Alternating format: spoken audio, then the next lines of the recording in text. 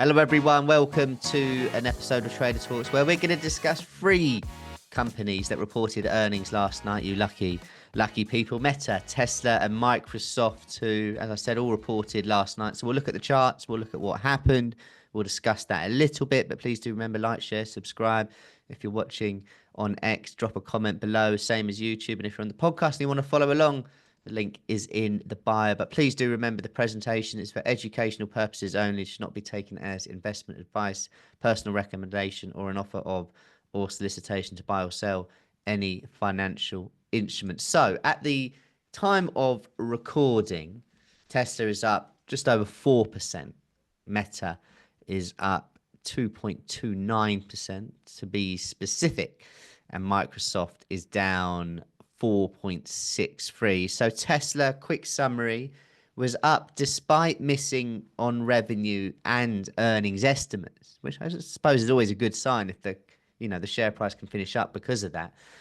Musk did highlight the full self-driving rollout in June.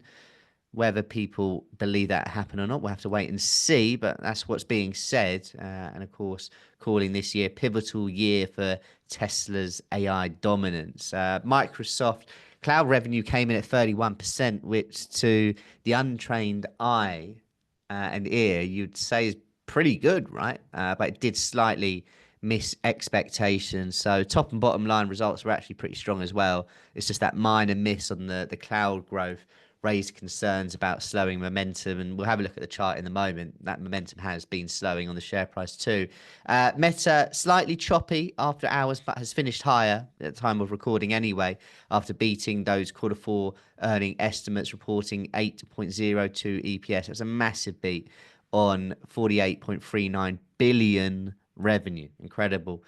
Surpassing those forecasts there. So let's have a quick look at the charts. What we'll start with is, I think we'll do Tesla. I think we'll start off with Tesla, and you can see, obviously, this is where we closed last night, $381. We're going to be a little bit higher this morning, but it's been an incredible journey, really, from sort of late October, early November, where we drove higher, and you obviously had the election, which might have helped sentiment too. And we really pushed on and made a new all-time high. And it wasn't that long ago, if we look at October, where we were down for the year. And since then, we're up, obviously, quite significantly. In terms of key levels then, obviously, the fact that we're higher, we'll look at levels a little bit above where we're trading in a moment. But just below, 357 is as good a level as any, I think, for a bit of guide of sentiment here. As long as we can stay above that, and this is a weekly chart, you've got to imagine that investors will feel relatively happy about Tesla. Whether we get down to that point or not, obviously, you've got to wait and see potentially, but that would be a level that I would be really keeping a close eye on. And then if we were to fast forward and actually, break below there, where is the key line in the sand for me anyway? It's around $300. That would be an obvious point to keep a watch on, as we had strong resistance, going back to 2023, going back to 2022, good interaction even back in 2020 as well. So that seems to be like a really key level that, in fairness, wasn't necessarily really retested after we broke higher above that. So for Tesla, buy the dippers out there, that makes sense to you all. Those would be points that I'd be keeping a watch on should we move a little bit lower. Now, just zooming into the daily chart, you can see how we've traded in recent times. It's not the cleanest in the world, but you are sitting here saying, well, all we've been doing is just been stuck in a range, and earnings come out. Okay, it's better than expected. Fine. How do we get back to those all-time highs at trading at the low 480s? Well, we've got to break 427 first, and that may well be the next opportunity for someone looking to trade on a shorter time frame.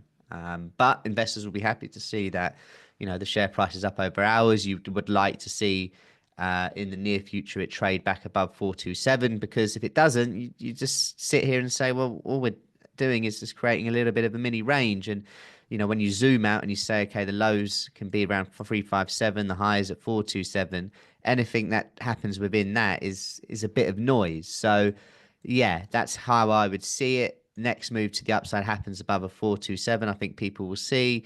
To the downside, we would need to break 357, and you'd be looking towards $300. As always with these things, and do take your time, of course, when you're analyzing it yourself, and let me know what you're looking at too. But I think it's worth bringing in a couple of moving averages just to see where we're trading, to be honest. And I like to start with the 200. Okay, are we close? No, not really. So not really that significant for me to consider right now. The 50-day, we're trading pretty much on it last night, closed below, but I'm looking at it and it hasn't necessarily been superly, is that a word, superly well respected. So again, maybe leave that on, but not something I'm gonna completely focus on. 100-day moving average is way more respected, but nowhere near where we're trading, and that would come in and around $300. So moving average is a little insignificant for now. Let's have a look then next at Microsoft. I said it's been struggling over the last 6 months, and when you do look at the last 6 months of those magnificent seven, it was Microsoft and Apple that were just left behind a little bit. And you can see why. I mean, this is just, I mean, look, I guess you could say recent times it's bubbled the 50, the 100 and 200-day moving average, and that's great, but not much has happened, has it? When you look at this, and this is a daily chart, when you zoom out and put it on a weekly, it's just been going sideways. I guess, though, to be honest, you could sit here and say, well, Sam, at least it's not really going lower.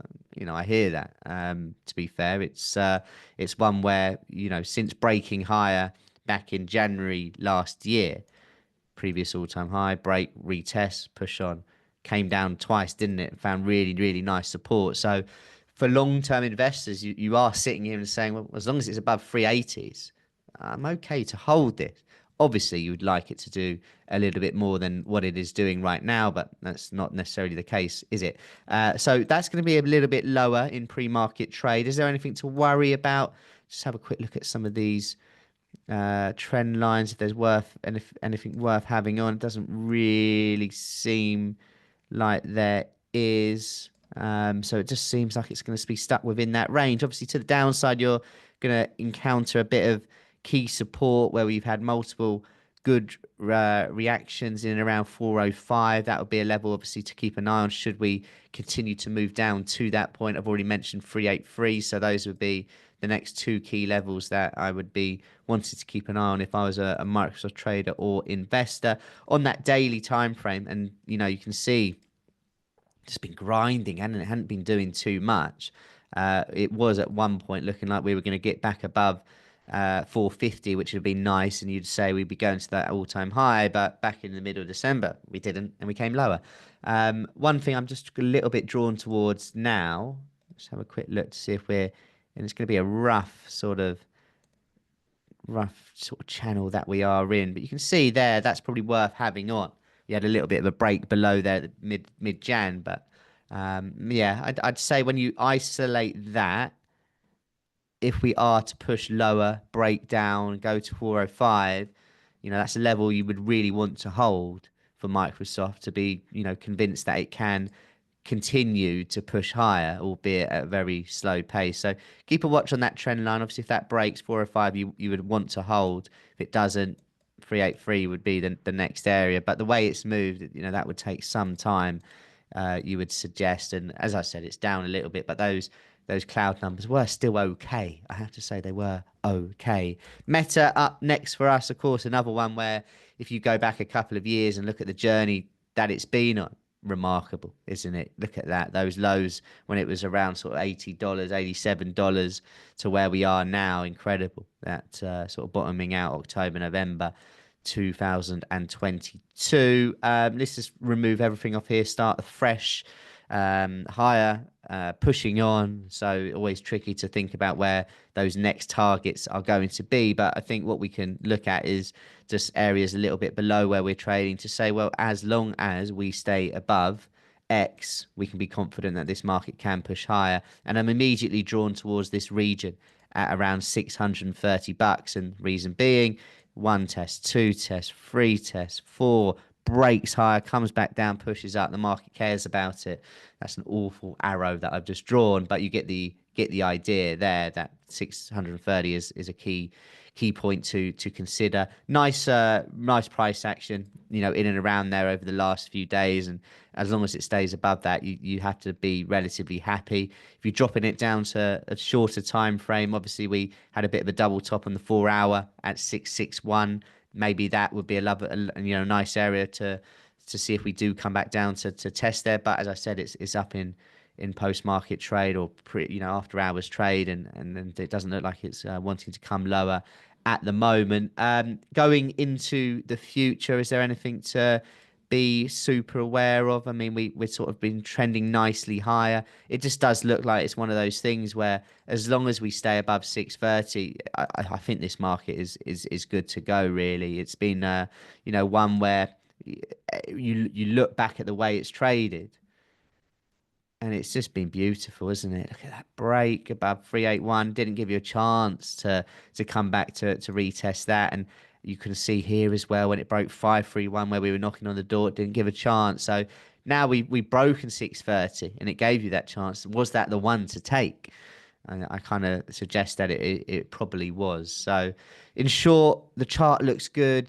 I think traders and investors are going to be happy as long as we stay above 632 in the short term. I think it's a good a chart as any. Let's have a quick look then elsewhere just to wrap up.